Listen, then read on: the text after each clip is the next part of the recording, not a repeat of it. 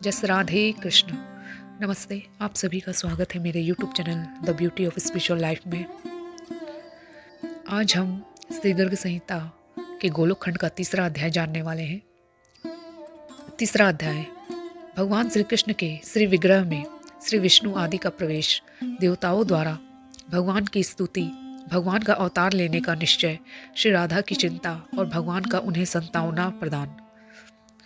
श्री जनक जी ने पूछा, मुने, परात्पर महात्मा भगवान श्री कृष्ण चंद्र का दर्शन प्राप्त कर संपूर्ण देवताओं ने आगे क्या किया, मुझे यह बताने की कृपा करें। श्री नारद जी कहते हैं, राजन, उस समय सबके देखते देखते अष्टभुजाधारी वैकुंठाधिपति भगवान श्री हरि उठे और साक्षात भगवान श्री कृष्ण के श्री विग्रह में लीन हो गए।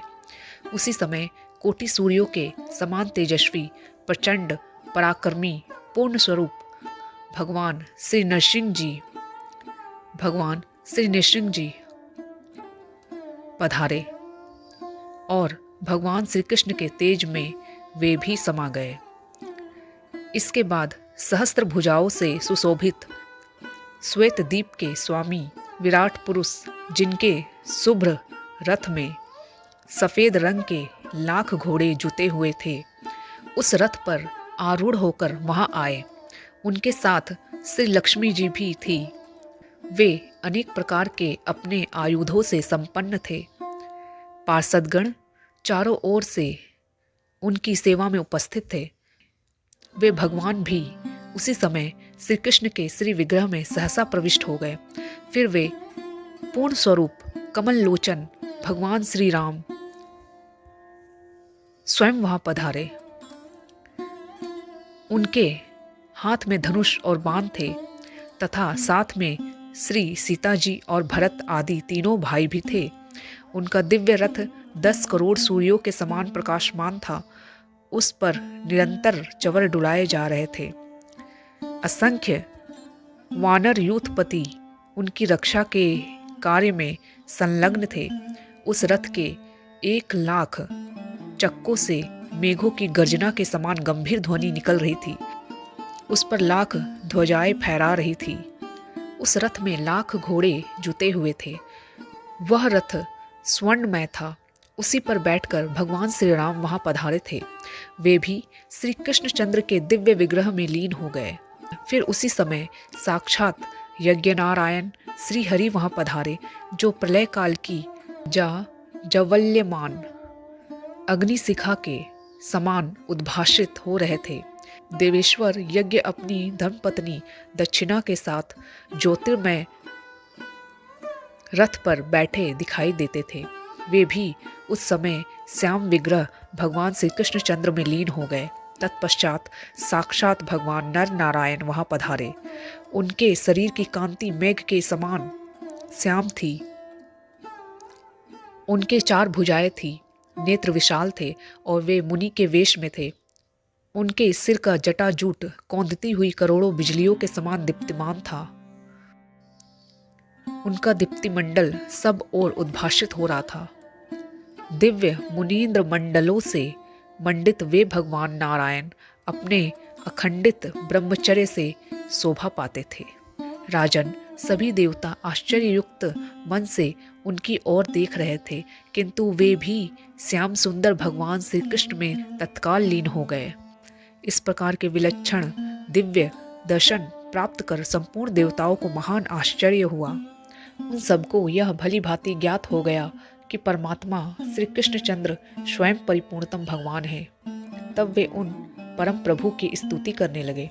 देवता बोले, जो भगवान श्री कृष्ण चंद्र पूर्ण पुरुष, पर से भी पर, यज्ञों के स्वामी, कारण के भी परम कारण, परिपूर्णतम परमात्मा और साक्षात गोलोक धाम के अधिवासी है, इन परम पुरुष श्री राधावर को हम सादर नमस्कार करते हैं। योगेश्वर लोग कहते हैं कि आप परम तेज पुंज है, शुद्ध अंतकरण वाले भक्तजन ऐसा मानते हैं कि आप लीला विग्रह धारण करने वाले अवतारी पुरुष हैं। परंतु हम लोगों ने आज आपके जिस स्वरूप को जाना है वह अद्वैत, सबसे अभिन्न, एक अद्वितीय है। अतः आप महत्तम तत्वों एवं महात्माओं के भी अधिपति हैं। आप परब्रह्म परमेश्वर को हमारा नमस्कार है। कितने विद्वानों ने व्यंजना, लक्षणा और स्फोट द्वारा आपको जानना चाहा, किंतु फिर भी वे आपको पहचान न सके, क्योंकि आप निर्दिष्ट भाव से रहित थे। अतः माया से निर्लेप आप निर्गुण ब्रह्म की हम शरण ग्रहण करते हैं। किन्हीं ने आपको ब्रह्म माना है, कुछ दूसरे लोग आपके लिए काल शब्द का व्यवहार करते हैं। कितनों की ऐसी धारणा है कि आप शुद्ध प्रशांत स्वरूप है, तथा कतिपय मीमांसक लोगों ने तो यह मान रखा है कि पृथ्वी पर आप कर्म रूप से विराजमान हैं। कुछ प्राचीनों ने योग नाम से तथा कुछ ने कर्ता के रूप में आपको स्वीकार किया है। इस प्रकार सबकी परस्पर विभिन्न ही उक्तियां हैं। अतएव कोई भी आपको वस्तुतः नहीं जान सका। कोई भी यह नहीं कह सकता कि आप यही है, ऐसे ही है। अतः आप अनिर्देश्य, अचिंत्य, अनिर्वचनीय भगवान की हमने शरण ग्रहण की है। भगवान, आपके चरणों की सेवा अनेक कल्याणों को देने वाली है। उसे छोड़कर जो तीर्थ, यज्ञ और तप का आचरण करते हैं अथवा ज्ञान के द्वारा जो प्रसिद्ध हो गए हैं, उन्हें बहुत से विघ्नों का सामना करना पड़ता है। वे सफलता प्राप्त नहीं कर सकते। भगवान, अब हम आपसे क्या निवेदन करें? आपसे तो कोई भी बात छिपी नहीं है, क्योंकि आप चराचर मात्र के भीतर विद्यमान हैं। जो शुद्ध अंतकरण वाले एवं देह बंधन से मुक्त हैं, वे हम विष्णु आदि देवता भी आपको नमस्कार ही करते हैं। ऐसे आप पुरुषोत्तम भगवान को हमारा प्रणाम है, जो श्री राधिका जी के हृदय को सुशोभित करने वाले चंद्रहार हैं। गोपियों के नेत्र और जीवन के मूल आधार हैं, तथा ध्वजा की भांति गोलोक धाम को अलंकृत कर रहे हैं। वे आदिदेव भगवान, आप संकट में पड़े हुए हम देवताओं की रक्षा करें। भगवान, आप वृंदावन के स्वामी हैं, गिरिराजपति भी कहलाते हैं। आप व्रज के अधिनायक हैं। गोपाल के रूप में अवतार धारण करके अनेक प्रकार की नित्य विहार लीलाएं करते हैं। श्री राधिका जी के प्राण वल्लभ एवं श्रुतिधरों के भी आप स्वामी हैं। आप ही गोवर्धन धारी हैं। अब आप धर्म के भार को धारण करने वाली इस पृथ्वी का उद्धार करने की कृपा करें। नारद जी कहते हैं, इस प्रकार स्तुति करने पर गोकुलेश्वर भगवान श्री कृष्णचंद्र प्रणाम करते हुए देवताओं को संबोधित करके मेघ के समान गंभीर वाणी में बोले। श्री कृष्ण भगवान ने कहा, ब्रह्मा, शंकर एवं अन्य देवताओं, तुम सब मेरी बात सुनो। मेरे आदेशानुसार तुम लोग अपने अंशों से देवियों के साथ यदुकुल में जन्म धारण करो। मैं भी अवतार लूँगा और मेरे द्वारा पृथ्वी का भार दूर होगा। मेरा वह अवतार यदुकुल में होगा और मैं तुम्हारे सब कार्य सिद्ध करूँगा। वेद मेरी वाणी, ब्राह्मण मुख और गौ शरीर है। सभी देवता मेरे अंग हैं। साधु पुरुष तो हृदय में वास करने वाले मेरे प्राण ही हैं। अतः प्रत्येक युग में जब दंभपूर्ण दुष्टों द्वारा इन्हें पीड़ा होती है और धर्म यज्ञ तथा दया पर भी आघात पहुंचता है, तब मैं स्वयं अपने आप को भूतल पर प्रकट करता हूँ। श्री नारद जी कहते हैं, जिस समय जगतपति भगवान श्री कृष्णचंद्र इस प्रकार बातें कर रहे थे, उसी क्षण अब प्राणनाथ से मेरा वियोग हो जाएगा, यह समझकर श्री राधिका जी व्याकुल हो गई और दावानल से दग्ध लता की भांति मूर्छित होकर गिर पड़ी। उनके शरीर में अश्रु, कंप, रोमांच आदि सात्विक भाव का उदय हो गया। श्री राधिका जी ने कहा, आप पृथ्वी का भार उतारने के लिए भूमंडल पर अवश्य पधारे, परंतु मेरी एक प्रतिज्ञा है, उसे भी सुन ले। प्राणनाथ, आपके चले जाने पर एक क्षण भी मैं यहाँ जीवन धारण नहीं कर सकूंगी। यदि आप मेरी इस प्रतिज्ञा पर ध्यान नहीं दे रहे हैं तो मैं दोबारा भी कह रही हूँ, अब मेरे प्राण अधर तक पहुँचने को अत्यंत विहल है। ये इस शरीर से वैसे ही उड़ जाएंगे जैसे कपूर के धूलिकण। श्री भगवान बोले, राधिके, तुम विषाद मत करो, मैं तुम्हारे साथ चलूंगा और पृथ्वी का भार दूर करूंगा। मेरे द्वारा तुम्हारी बात अवश्य पूर्ण होगी।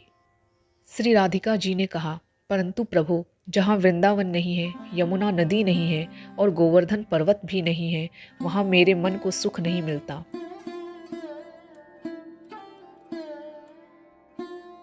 नारद जी कहते हैं, श्री राधिका जी के इस प्रकार कहने पर भगवान श्री कृष्णचंद्र ने अपने धाम से 84 कोस भूमि, गोवर्धन पर्वत एवं यमुना नदी को भूतल पर भेजा।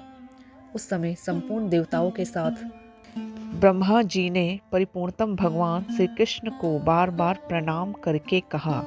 श्री ब्रह्मा जी ने पूछा, भगवान, मेरे लिए कौन स्थान होगा? आप कहाँ पधारेंगे तथा ये संपूर्ण देवता किन गृहों में रहेंगे और किन किन नामों से इनकी प्रसिद्धि होगी? श्री भगवान ने कहा, मैं स्वयं वसुदेव और देवकी के यहाँ प्रकट होऊंगा। मेरे कला स्वरूप ये शेष रोहिणी के गर्भ से जन्म लेंगे, इसमें संशय नहीं है। साक्षात लक्ष्मी राजा भीष्मक के घर पुत्री रूप से उत्पन्न होगी। इनका नाम रुक्मिणी होगा और पार्वती जाम्बती के नाम से प्रकट होगी। यज्ञ पुरुष की पत्नी दक्षिणा देवी वहाँ लक्ष्मणा नाम धारण करेगी। यहाँ जो विरजा नाम की नदी है वही कालिंदी नाम से विख्यात होगी। भगवती लज्जा का नाम भद्रा होगा।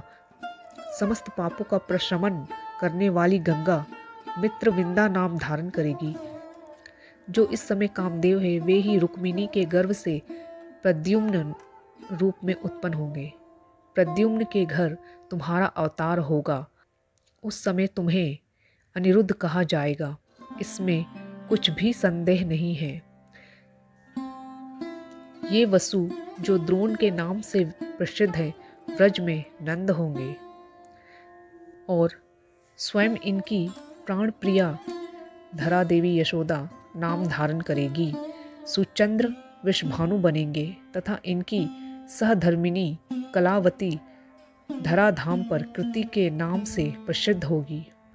फिर उन्हीं के यहाँ इन श्री राधिका जी का प्राकट्य होगा। मैं ब्रजमंडल में गोपियों के साथ सदा रास विहार करूँगा। इस प्रकार श्री गर्ग संहिता में गोलोक खंड के अंतर्गत श्री नारद बहुलाश्व संवाद में भूतल पर अवतीर्ण होने के उद्योग का वर्णन नामक तीसरा अध्याय पूरा हुआ। अगर इस अध्याय को पढ़ने में मुझसे जाने अनजाने कोई गलती हो गई हो, मुझसे कोई गलती हो गई हो तो मैं श्री कृष्ण जी, माता राधा, श्री गर्ग जी और मेरे सभी यूट्यूब व्यूवर्स से मैं क्षमा चाहती हूँ। मिलते हैं अगले वीडियो में। आप सभी का धन्यवाद। जय श्री राधे कृष्ण।